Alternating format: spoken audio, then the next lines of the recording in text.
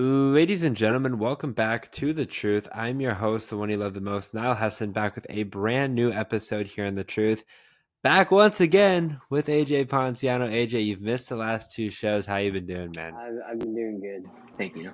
How about yourself? Yeah, I'm doing well. The fans have missed you, and I've said, hey, just kind of take the hot takes or the heat or anything like that. And decided to venture out of there. But no, in all seriousness, I mentioned obviously it's just really hard to coordinate our schedules in general. And obviously, you got stuff that you got to do. I got stuff that I got to do, and we're lucky enough to even get together at certain times to begin with. So nice to have you back. You missed obviously Thursday night special as well as our takeaways from last week, but you are back for our week 4 start, sit, sleepers, and busts. Hard to believe that we're already in week 4. Now we're over a sixth of the way through the season. Yeah, good times. Are the Saints are 2-1 or are they 3-0? 2-1.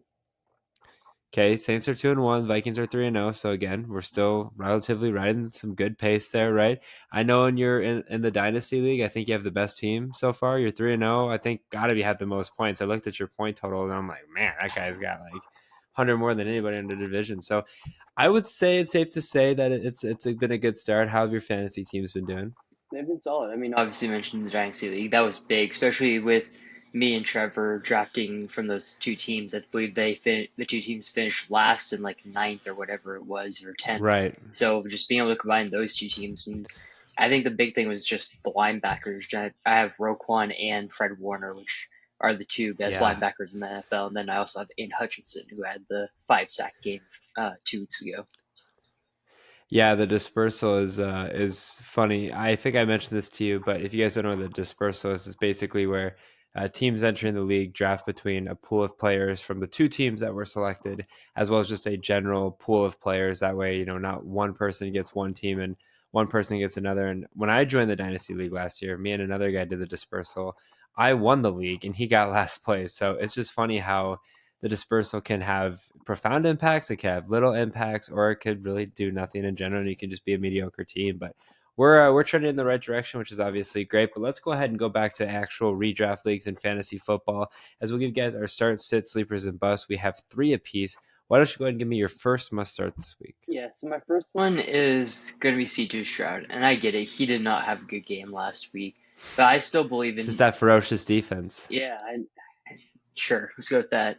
But they're playing an interdivisional matchup this week. It's the Jaguars, and Jaguars haven't been good on the defensive side. I mean, Josh Allen just put up 47 points against him, and again, Josh Allen's great, but he also threw for 4 touchdowns, I believe over 300 yards in that game, which Josh Allen hasn't really done this season. It's been more on the ground, and CJ. He's not going to have much production on the ground. He's always through the air. And again, I'm not a big Stephon Diggs fan. He's more the underneath safety blanket. I expect Tank Dell at some point take a step forward. I mean, he's been basically irrelevant in this offense.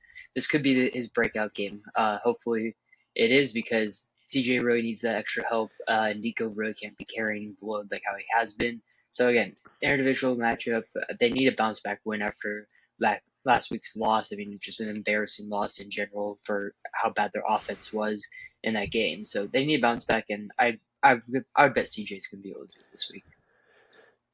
So I'm going to stick with the quarterbacks. I'm going to go with Kirk Cousins. Kirk Cousins obviously been a up and down year. It hasn't really been too up. Even his best week, he had like 17 and a half points, but week 1 was 6 points. Week 2 was 17 and a half. Last week with 11.1. I think there was a known that it was going to take time and be an adjustment for Kirk Cousins, not only transitioning to a new team, but coming from an Achilles injury. He's going against the Saints, which is an interdivisional matchup. I think the Saints have a good defense in general, but I really like the Falcons being at home here.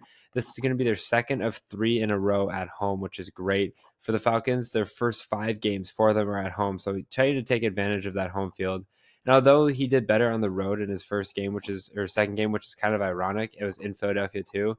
He started to make some progress at home and get a little bit more comfortable with there. I think this is gonna be the first game. Hard to say with Kirk Cousins. Like it pains me to say this, but first game without a turnover. He had 2 interceptions in his first week, and then obviously one last week. I think he can get upwards of 2 to 3 as well. I mean, had that touchdown to London, which was nice, but it's gotten some other receivers involved, and I think he's going to be a guy that could play well overall. Get you 18, 19 points, be consistent there. I think he gets 3 touchdowns this game, hopefully over 300 yards, and it's kind of like a breakout game for him as far as a breakout game and in his first time in Atlanta uniform. But they got all the tools and weapons around him. It's going to be tough, though. It's either going to be really good or really bad just because it's a divisional matchup. All right, your second must start. So my segment start. I have Derrick Henry. Derrick Henry had a good week last week. I expect that to keep on going forward here. I mean, I've Derrick Henry. There's times early this season. I think week one, week two was kind of back and forth. He didn't really look that good. They were really stacking the box against him and Lamar, but Lamar's been able to kind of stretch the field a little bit more, which has very opened up the rushing game for Derrick Henry. Like I said, good week last week. Had 151 yards there versus Dallas, touchdown. Also had a reception there. I mean, or sorry, two touchdowns. It seems like each week he's gotten a little bit better. He went from 13 carries week one to 18 to 25. If he can stay within that 18 to 25 range, I would bet that he's going to give me at least 100 yards every single time. And then a touchdown feels like almost guaranteed at this point. He has one touchdown so far in each game, or at least one the first 2 weeks, and like I said, two last week. And I just expect them to keep it going. I mean, coming off a really bad loss against the Raiders, they bounced back, and I expect that to keep on going again. Derrick Henry, I believe, is going. They're going against the Bills this week. Yeah, who had again were good against last week against the Jags, but still led about 6 or 7 yards per carry to ETN when he was in. He had 11 rushes for 68 yards. And I expect this game to be a lot closer between the Ravens and the Bills and the blood that was there. And like I said, if he's able to give me 18 to 20 carries somewhere around there each week, 100 plus yards and touchdowns almost guaranteed. I'm going to go with Matthew Stafford for my second must start. I know this might be a little bit of a wild card here. It kind of ironically with the Rams as opposed to a team like the Falcons. They actually play three of their first four on the road. He is going to Chicago, but he's had some familiarity there, right? Being a longtime Detroit Lion. He's had success in, not Lambeau Field, in Soldier Field before many times. And he's typically had success against the Bears. And I know obviously it's a different point of his career, but I think this could be an opportunity similarly to Kirk Cousins where Matthew Stafford is kind of able to break out in the mix.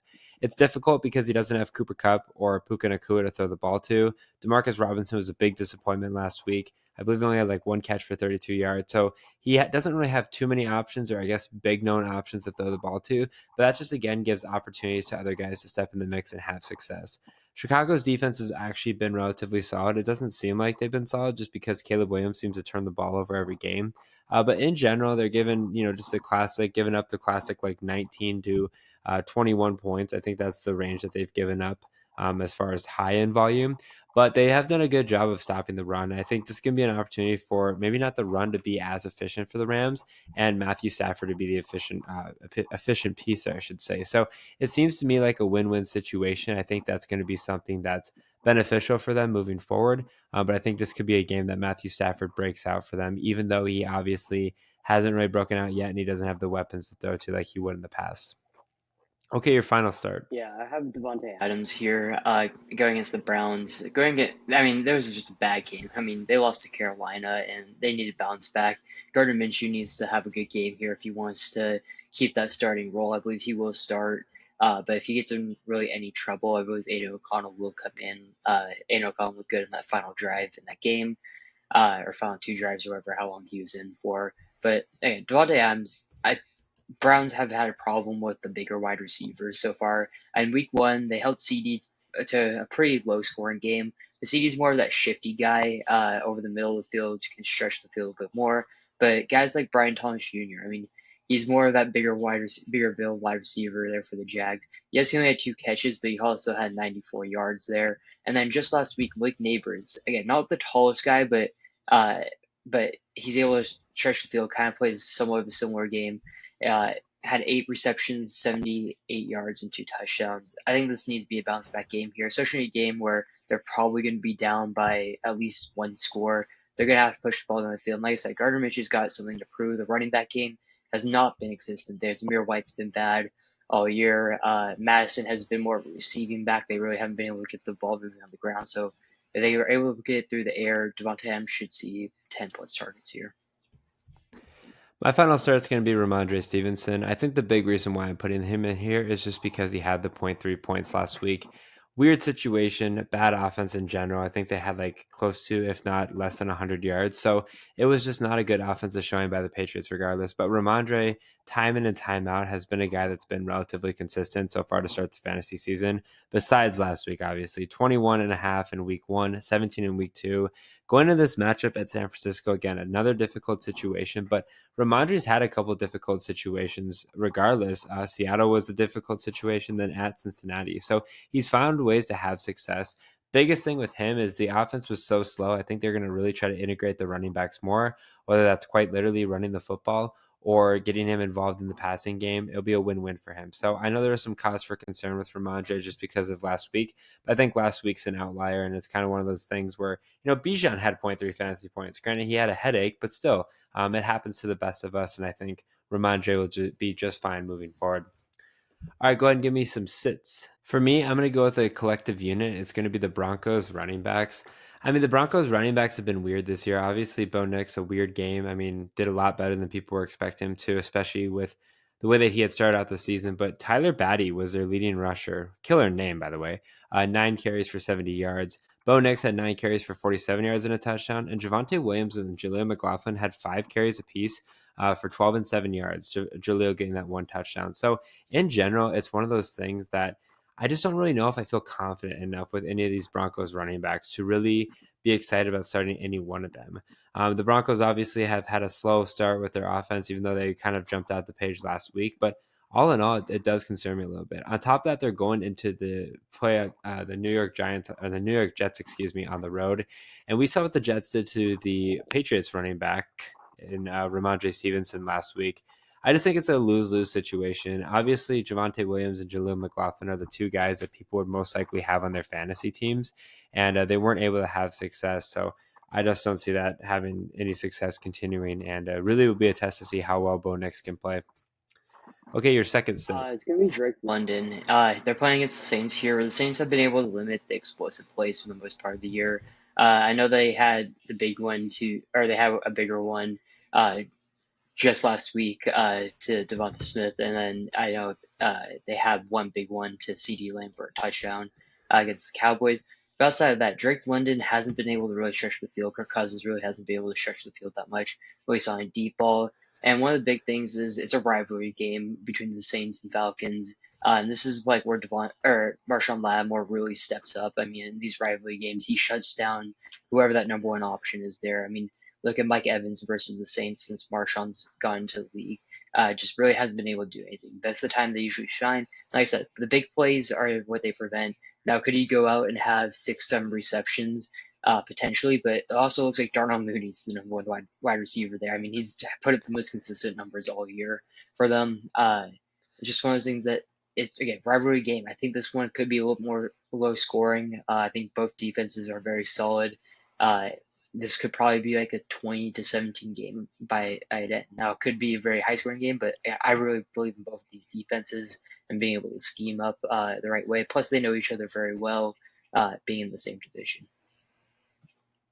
So for me, I'm going to go with Andy Dalton. And one of the reasons why is I'm just pumping the brakes a little bit. Okay. Yeah. Andy Dalton had a tremendous week. I'm not taking that away from him. But also, again, it happens a lot of times in the NFL where guys that are in the same position as Andy Dalton, these veteran guys or just guys in general, have that very big boom game right away, and they kind of fall off a cliff. Now, I feel like in a way we saw Andy Dalton's ceiling. He had 24.5 points, which is good, but if you're a top tier quarterback, especially in fantasy, you probably get upwards of 30, if that. And I just don't think Andy Dalton's going to be getting that. 24.5 is great. If I had my fantasy quarterbacks give me 24.5 every week, I'd be ecstatic. I'm not saying that that's not why I'm not excited about Andy Dalton. I think it's just because you got to pump the brakes a little bit. Obviously, the Panthers, they were on a mission, to say the least, from that, Bryce Young benching. And a lot of that stuff happens. But if this is a continued trend where Andy Dalton, even this week, puts up similar numbers to what he did, then I'll start buying the Andy Dalton hype. But I think a lot of people are kind of jumping the gun, especially people that are looking for a quarterback and can't really seem to find like a right option to do. So it's a tough situation, don't get me wrong, but I think Andy Dalton, you got to pump the brakes at least for now and kind of wait and see what happens moving forward. Okay, and then your final sit. I have Ramondre Stevenson, and it's mainly just going against this 49ers defense. No, they haven't been great. I mean, just the Niners haven't been what we thought they were going to be. Losing to the Vikings, losing last minute to the Rams and all that. Beating up the Jets was in a good game, but and Ramondre had point 0.3 points last week. again, not all of his ball. I mean, played bad offense, not a good scheme going into that game. I still don't expect him to have huge games. I don't expect him to have those 20 to 25 carries and for 150 yards, like how we've seen, I believe, in the first 2 weeks that he was averaging something along those lines. I don't expect him to do that, especially against this defense. And he doesn't provide much receiving value. He may give you 1 to 2 receptions, but I think 50, 60 yards is probably an area that he could live in for 1, 2 catches for another like 7 to 8 yards. I don't expect him to do all that here. He's just someone I wouldn't see that starting this week. So for me, I'm gonna go ahead and go with Brendan Ayuk. I mean, it seems to be when these guys sign these massive contracts, they just disappear. And Brandon Ayuk to me has disappeared, especially for where he was drafted and where the expectations were for Ayuk this season. Last week, he didn't have Deebo Samuel or George Kittle and only had 5 catches for 48 yards. Obviously, Juwan Jennings was the highlight of that game, which is sad because Brandon Ayuk just signed this contract and it's not even the one that's headlining the Deebo and Kittle-less game. So that was disappointing even before 8.3, 4.8 points. They're going against New England, which is probably a favorable matchup in general, but New England's also got a relatively good defense, especially if their offense can put together a couple of drives to let their defense rest, unlike last week. They're going to put up some good competition. They got a good secondary, which I think is going to pressure Ayuk. And all in all, it's just going to be a lose-lose situation. I think the only logical spot to put Ayuk this week, if you have him, is your flex position. And even that, I'm still a little bit questionable about. I got to see a little bit more of Ayuk to kind of get back in the swing of things and have success, especially while guys like Samuel and Kittle are out, or if they're out again, type thing. And I just haven't been able to see that. It's one thing to stand out when two guys are out, but it's another thing to stand out if nobody's even there. So I'm gonna go ahead and sit Ayuk until I get some questions answered. Okay, sleepers, give me your So I'm gonna go first. with my boy Deontay Johnson. I had big expectations coming into this year, and obviously it wasn't answered with Bryce Young, but the Andy Dalton, it was 100% answered. 8 catches for 122 yards and a touchdown.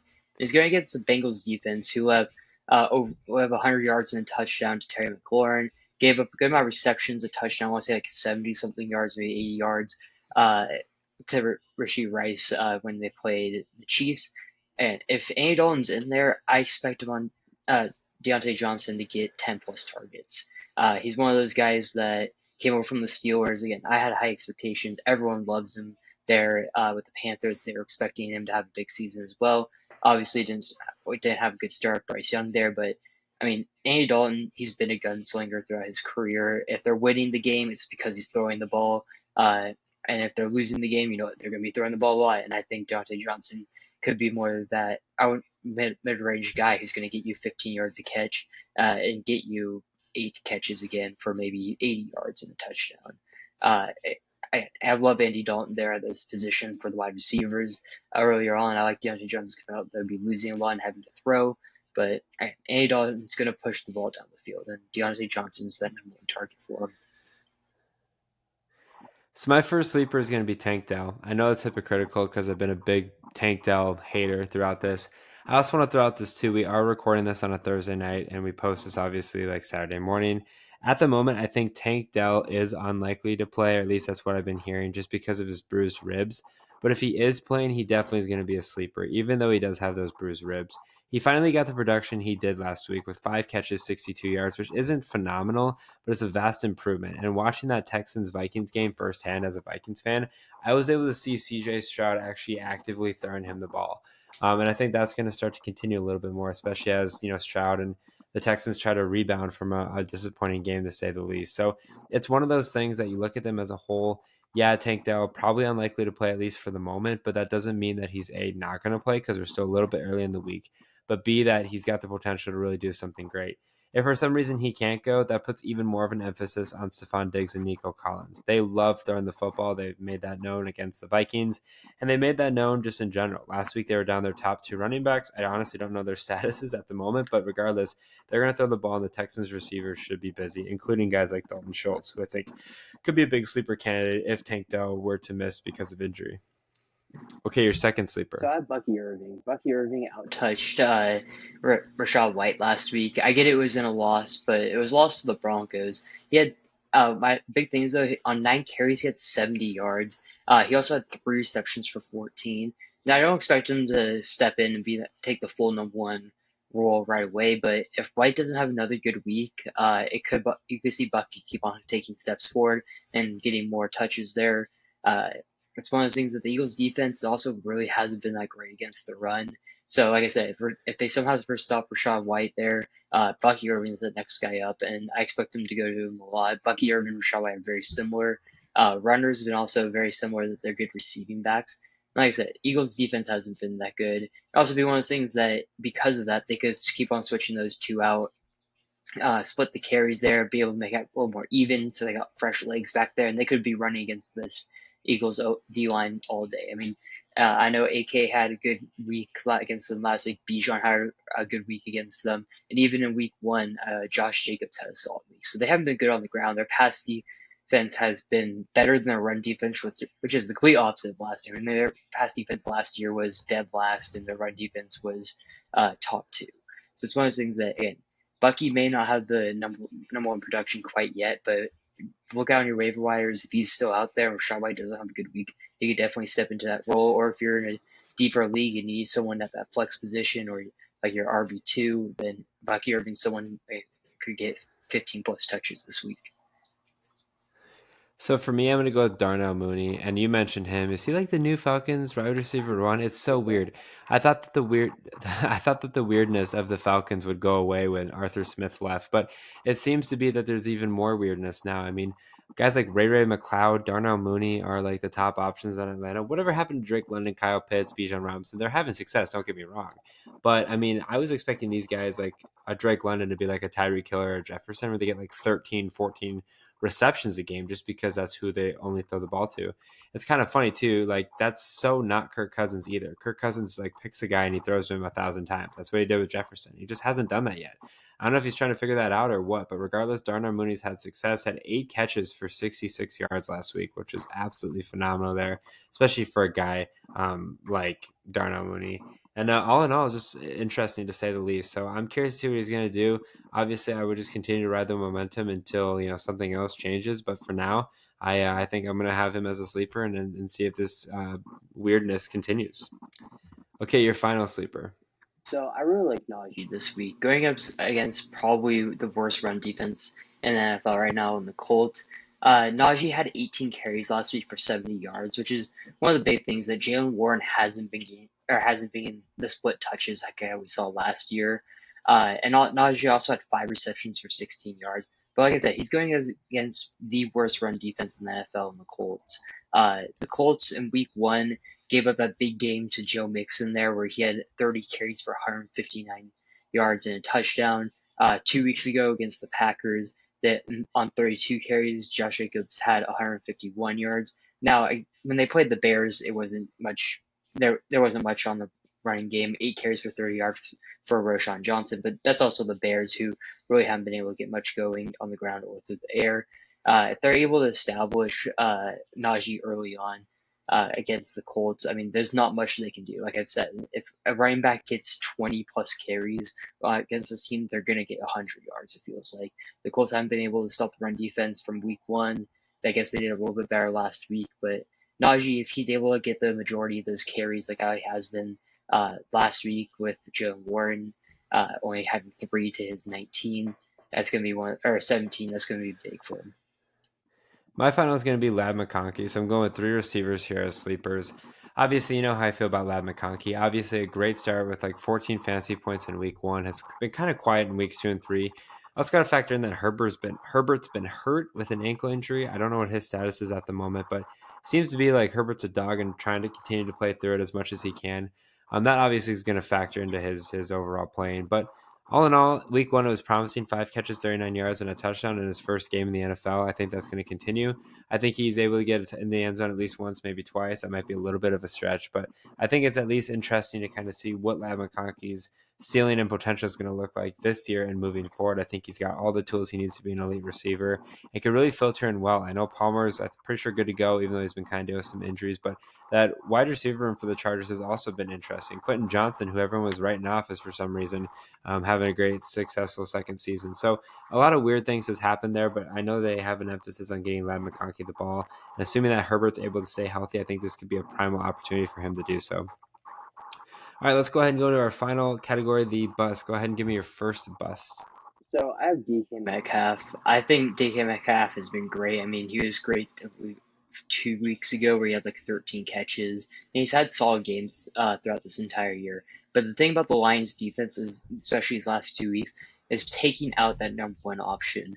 Last week against the Cardinals, their leading wide receiver was Michael Wilson, 8 catches for 64 yards. Marvin Harrison only had 5 catches for 64 yards. Now, he did have a touchdown there, but outside of that, they were able to shut that down. Against the Buccaneers, their leading wide receiver was Chris Godwin. Yes, he did have 117 yards and a touchdown, but Mike Evans only 3 receptions, 42 yards. Now, wide receiver Chiefs have been absolutely cooking the Lions defense, but those number one options have not been there. DK is obviously that number one option. He's also the most similar to Mike Evans and Marvin Harrison, more of that bigger down the field, push the ball down the field type of wide receivers. They haven't been able. The Lions defense has been able to cover that very well. It's more that underneath guy, more that elusive guy underneath, or those slot guys, which Metcalf does not run a lot of slot. It's JSN or Lockett who run the slot there. So potentially one of them could have a big game here, but I'm fading Metcalf as much as I want him to do well. The Lions defense has been able to take away those type of wide receivers. This is going to pay me to say this, but Will Levis is my first bust of the week. Look, I love Will Levis, future Hall of Famer, don't get me wrong, but it's just been a rough start for him, and I have no excuses. I don't. I mean, he's got options to throw the ball to. Had a very devastating pick six last week against the Packers. He's turned the ball over a lot. He's got every tool that he needs to be successful. He just hasn't been able to do it at the moment. Again, I just don't think that this is going to be a good week for him. Yeah, it's at Miami, but it's on the road again. He hasn't typically done well on the road. The last road start he had, obviously, was week one against Chicago, 127 yards, 1 touchdown, 2 interceptions. I think that trend, unfortunately, continues. But I do like his career trajectory moving forward, which is ironic because it seems to be that he needs to kind of get it going. Otherwise, he's going to be put to the point where he's going to end up being not cut, but they're going to go ahead and draft a new quarterback or bring somebody in. So it pains me, Will Levis, but it just probably motivates you to eat bananas whole. What does he do? Something with Mayo mayonnaise, and like coffee. yeah, and start throwing the ball more accurately, or change your diet, one of the two, because you need to make it 20 years and become a Hall of Famer. Okay, your second bust. So I have Brock Purdy. I mean, one of the big things, Brock Purdy needs his weapons, and I think there's a good chance that he doesn't get them again this week. CMC is obviously out. Debo Samuel's looking like he's out. I don't remember. Maybe they already, Kyle Shanahan already said that he is out for this week. Kittle, I believe, is still questionable. Ayuk, I believe you had as one of your sits. I mean, he hasn't been good all year. Like you said, he got that contract and then hasn't done anything since.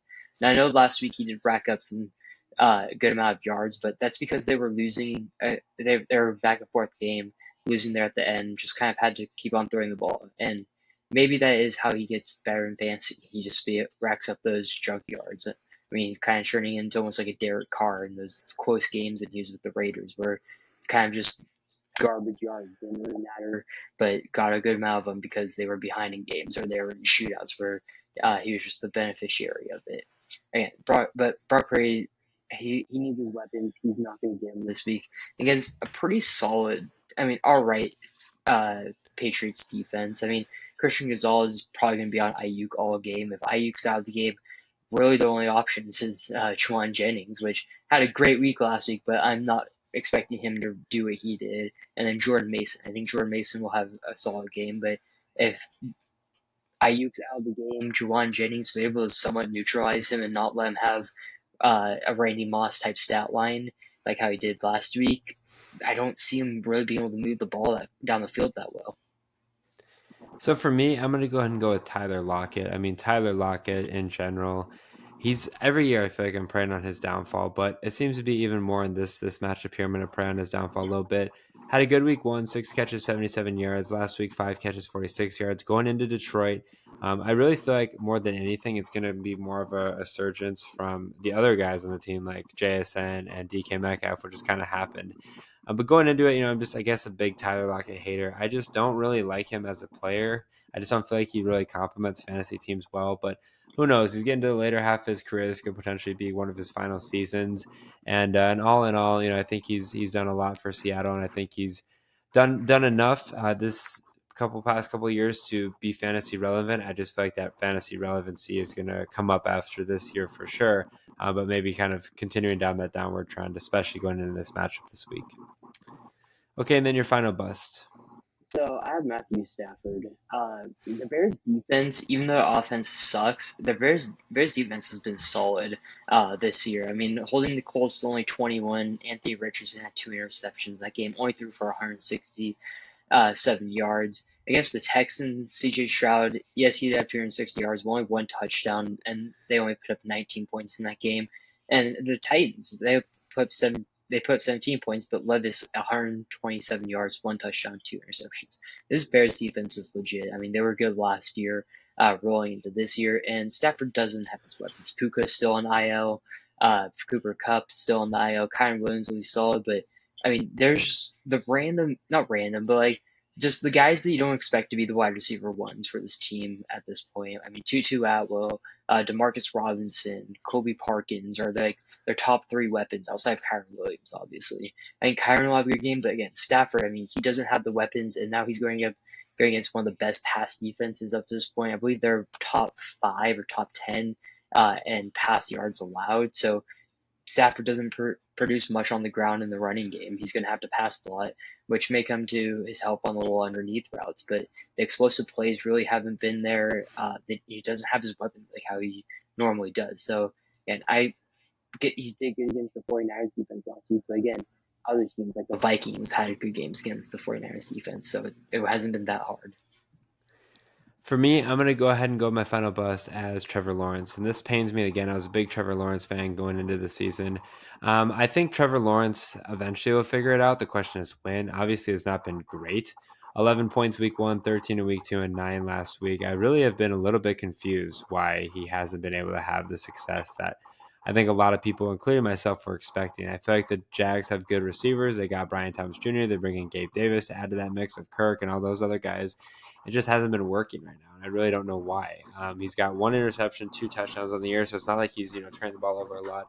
I really just think it's the passing yards: 162, 220, and 178. Just not going to get it done, especially at this level. So I think there will be some soul searching there for Jacksonville. I think he'll be able to kind of figure it out as time moves forward here, but it is something to really monitor moving forward. Like I said, in general, I'm a really big fan of him. I really am. I just think it's one of those things that maybe it's a couple weeks before he figures it out or what, but he's got to figure it out soon.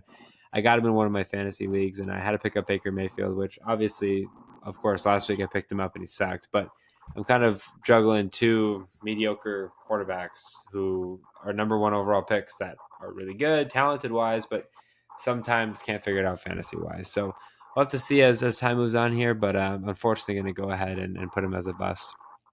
Thank you guys for listening to another episode here on The Truth. If you guys did enjoy it, make sure you follow The Truth on Twitter, The Truth as one, to stay up to date with the latest information regarding The Truth, including podcast dates, podcast uploads, and other important information you don't want to miss. Make sure you guys also follow The Truth on Instagram and TikTok at the.tt.truth. Are you looking to find a drink that offers peak hydration, raises your energy levels, speeds up your recovery, and keeps your mind sharp through focus and memory? Look no further than Acid Rainwater. I'm excited to partner with Bloodline Sports AZ and Acid Rainwater, which focuses on peak hydration and productivity, will also maintain an ecosystem-friendly product. Use code HESSON15, that's HESSON15 for 15% off every purchase. As always, I'm your host, the one you love the most, Niall Hesson, joined once again by AJ Ponciano. Take care and good night.